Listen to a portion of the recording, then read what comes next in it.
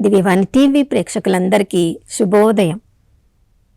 యేసుక్రీస్తు పరిశుద్ధ నామంలో ప్రియులారా, మీ అందరికీ స్వాగతం, సుస్వాగతం.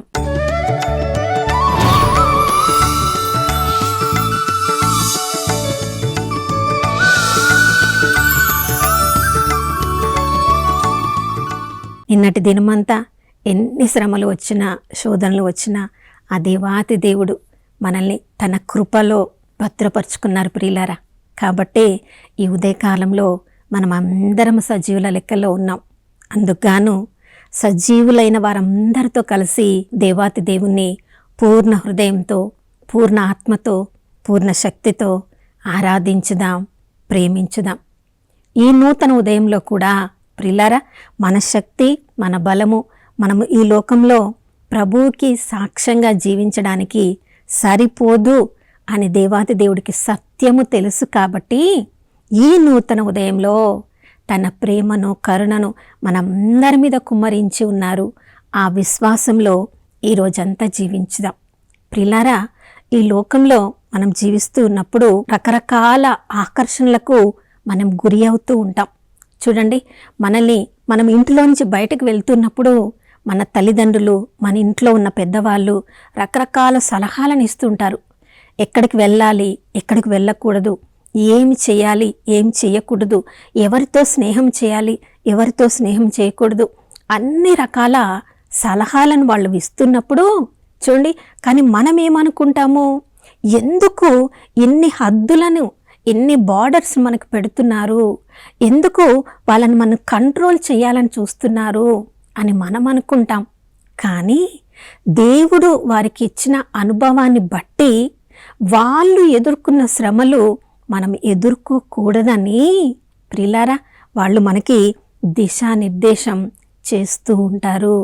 బైబిల్ గ్రంథం అంతా కూడా దేవుని వాక్యము ఎలా మనం జీవించడం, మన జీవితాన్ని దిశానిర్దేశం చేయాలో చూపిస్తూ ఉంటుంది. ఎందుకంటే శోధకుడు, సైతాను, మోసగాడు పరలోకం నుంచి భూలోకానికి త్రోసివేయబడినప్పటి నుంచి అందరినీ మోసగించడానికి, శోధించడానికి, అందరిపై నేరారోపణ చేయడానికి ప్రతి క్షణము కూడా ప్రయత్నిస్తూ ఉన్నాడు. బైబిల్ గ్రంథం ద్వారా దేవుడు మనకిచ్చే సలహాలను మనం పాటించినట్లయితే ఆ శోధకుడి నుంచి మనం తప్పించుకోవచ్చు. అందుకనే ప్రతిరోజు మనం బైబిల్ గ్రంథాన్ని చదవాలి ప్రియులారా. చూడండి, యేసు ప్రభువుని కూడా శోధించడము సైతాను వదిలిపెట్టలేదు. అంత పరిశుద్ధుడైన దేవుడే శోధింపబడ్డాడంటే సాధారణ బలహీనులమైన మనము ఇక రోజుకి ఎన్నిసార్లు శోధింపబడతామో చూడండి. లూకాసు వార్త 4వ అధ్యాయంలో మనం చదువుతున్నప్పుడు మొట్టమొదటిది సైతాను మన దగ్గరికి వచ్చినప్పుడు ప్రియులారా, సైతాను ఆత్మరూపంలో ఉన్నాడు కాబట్టి ఒక ఆత్మలాగా మన దగ్గరికి రాడు.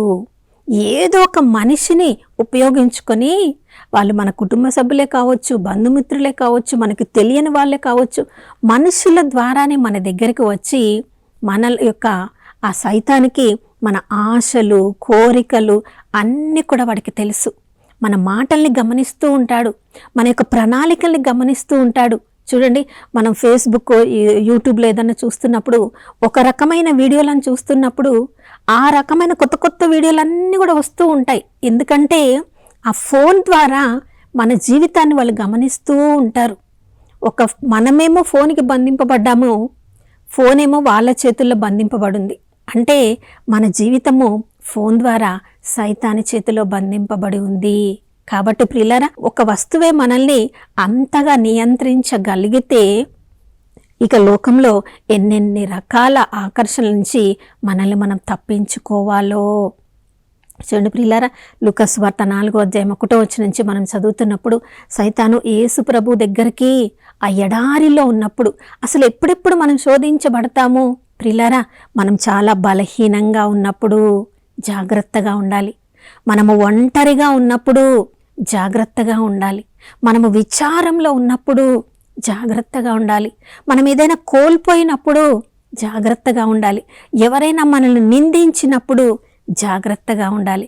ఇలాంటి పరిస్థితులలో మరికొన్నిసార్లు మనం ఏదైనా గొప్పగా సాధించినప్పుడు దాని తర్వాత మనం జాగ్రత్తగా ఉండాలి. ఈ యొక్క పరిస్థితులను ఉపయోగించుకొని శోధకుడు మనల్ని శోధించడానికి వస్తాడు. ఇప్పుడు చూడండి, యేసు ప్రభు పరిశుద్ధాత్మ పూర్ణుడై పరిశుద్ధాత్మ ద్వారానే ఎడారికి తీసుకొని పోబడ్డాడు. పరిశుద్ధాత్మ దేవుడు తను ఎంత ఘనంగా యేసుప్రభులో పనిచేస్తున్నానో చూపించాలని అనుకుంటున్నాడు.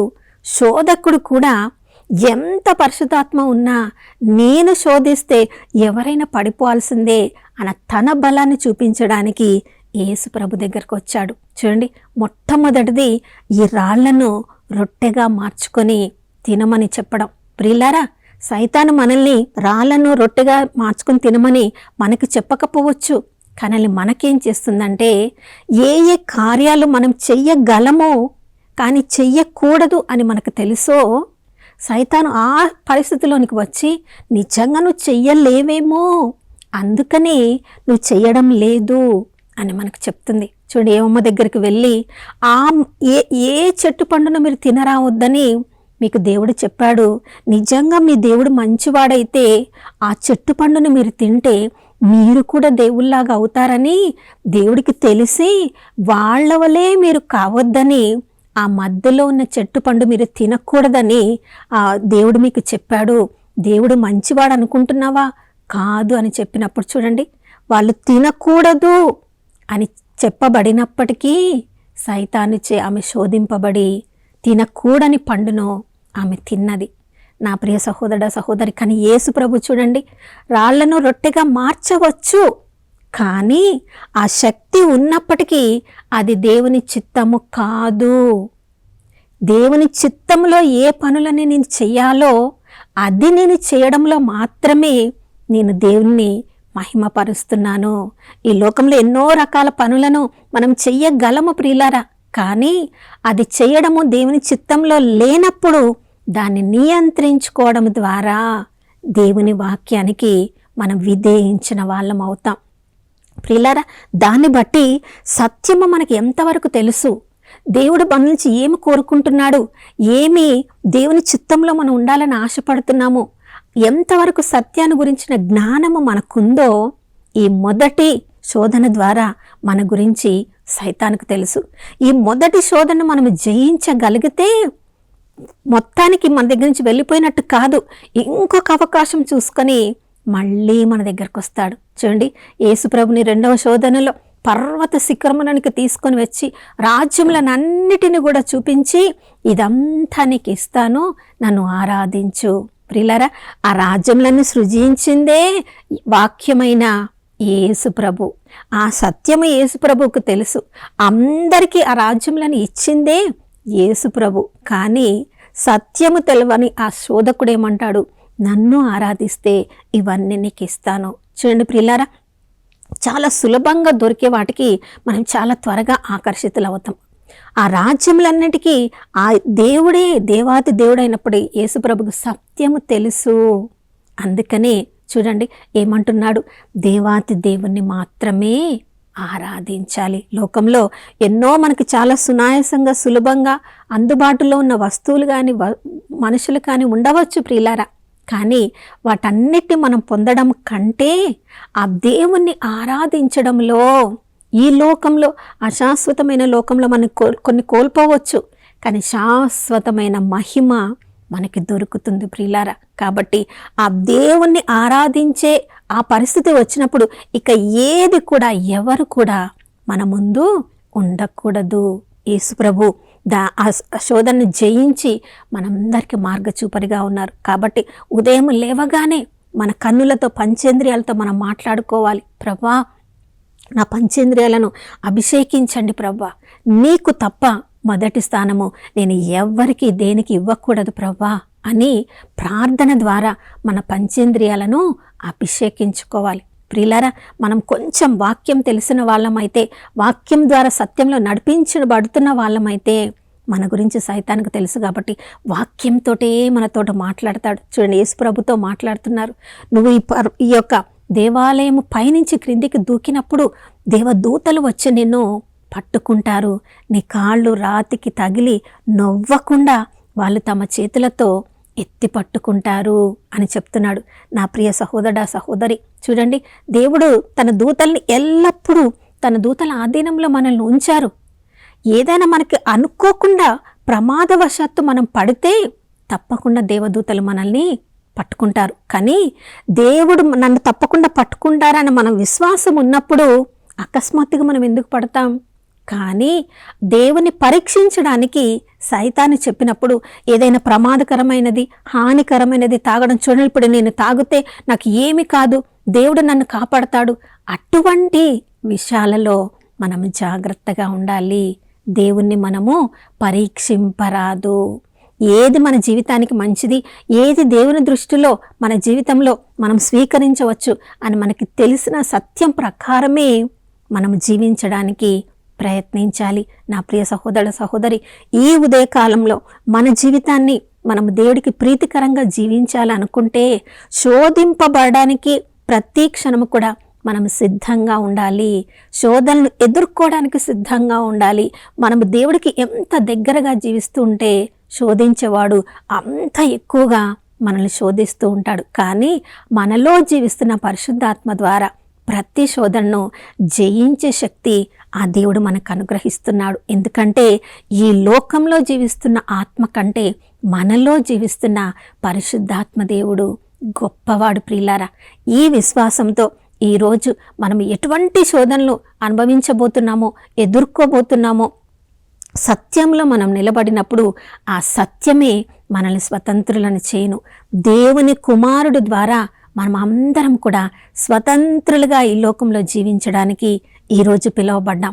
కాబట్టి ఆ పిలుపులో స్వతంత్రంగా జీవించడానికి కావలసిన నూతన అభిషేకాన్ని మనందరికీ అనుగ్రహించమని ప్రార్థించుకుందాం. నాతో కలిసి ప్రార్థించండి. పరిశుద్ధమైన దేవానికి స్తోత్రములు తండ్రి. ప్రభా, పరిశుద్ధాత్మ దేవుడు యేసు ప్రభును ఎడారిలోనికి తీసుకొని శోధింపబడడానికి తీసుకొని వెళ్ళాడు. ప్రభా, మా అందరి జీవితంలో కూడా పరిశుద్ధాత్మదేవా, మీ అనుమతి లేనిదే ఏ శోధనకు కూడా మేము గురి కాము, ఏ పరీక్షకు కూడా గురి కాము నాయనా. కానీ మా శక్తికి మించి మమ్మల్ని శోధింపబడనీయని దేవుడవని 1 కొరింథీ 10:13 చెప్తున్నావు తండ్రి. నీకు స్తోత్రం.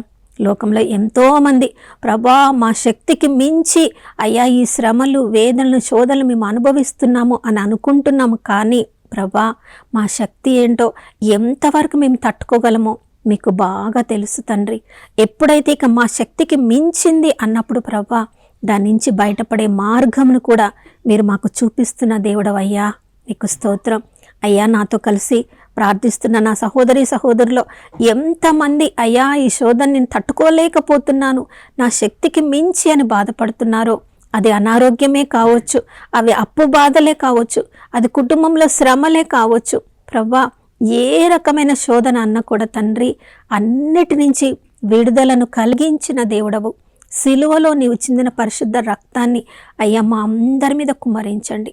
పాపము నుండి, శాపము నుండి మాకు విడుదలను కలిగించి ప్రతి శోధనను ఎదుర్కొని నాయనా దాన్ని జయించడానికి ఈరోజు నూతన అభిషేకాన్ని మా అందరికీ అనుగ్రహించమని యేసయ్య పరిశుద్ధ నామములో అడిగి వేడుకొనిచున్నాం తండ్రి, ఆమేన్.